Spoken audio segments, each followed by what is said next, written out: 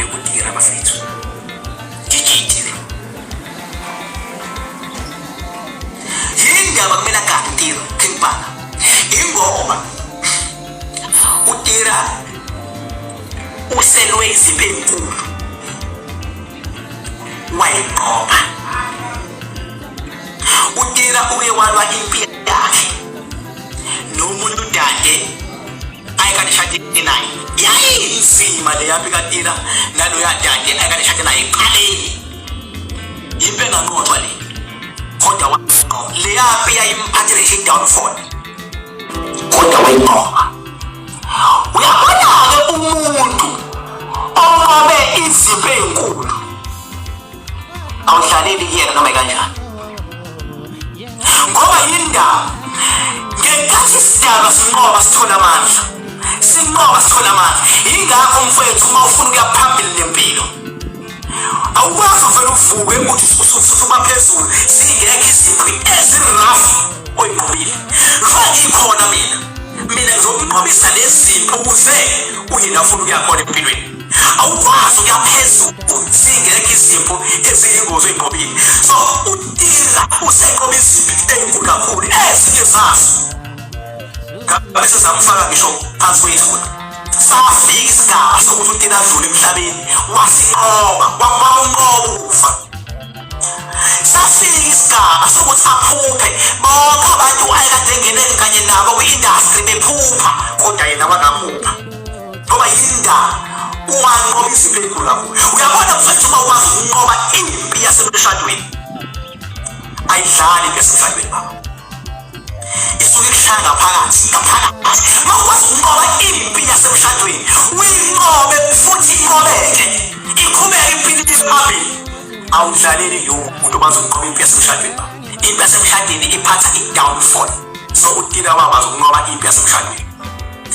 Njengoba ephethe yokunqoba engaka le mali uma ngabe udlalela kuyena lento yakhe inqobele ibuya njengoba iyijana izokubhonya. Bakekusile abantu baningi abantu engabaphumelelo abangaphumelelo. Uyazi wayindaba bavele bathi bafuna ukulwa naye uTira kanti uTira uhamba nalento le yakhe. Kahle kahle uTira mabangathi wasikhuluma ngokuthakathi ngabe sihamba nesilwane. Kodwa lento yakhe ayisona isilwane ngoba i-power eyamnqobela ebhekene nento eziyingozi eziyilwane ezungatheka.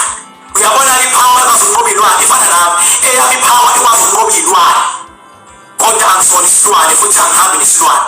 So uTira cisha benjalo.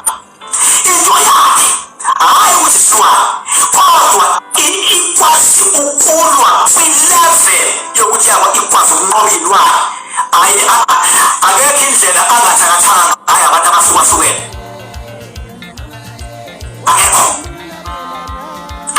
indlela angathakathanga kodwa ukwazi ukunqoba lezo zipho aqhubeka phambili. Ingozi abantu angenela yena bemfuleni bavele bathakathwa into ezincane bavele bayiphathela abanye bayiphuphela abanye baphuphile. Uma ungathi uphuphile angaxabana nawe ethi angiphuphile. Uphuphele into yokuthi umuntu akayiboni ukuthi uphuphile. Ikhona enjalo umuntu ngeze kaphuphe ngalo angabe ngishone phawe uyibona ngiphuphile kahle kahle.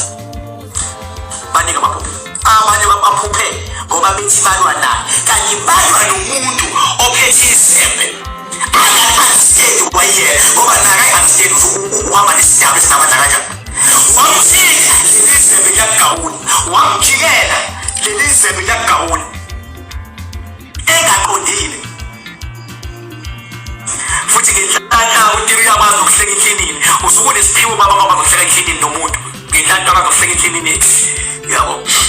Baba ukuhleka kodwa ungahleki usuke unenhlaka. Uyakwazi ukuhleka eklinini. So izembe nalesidala hamba naso ngeqhamba mangabe libagawula impela abakhulu abasebenzisa bezama ukumvukela kodwa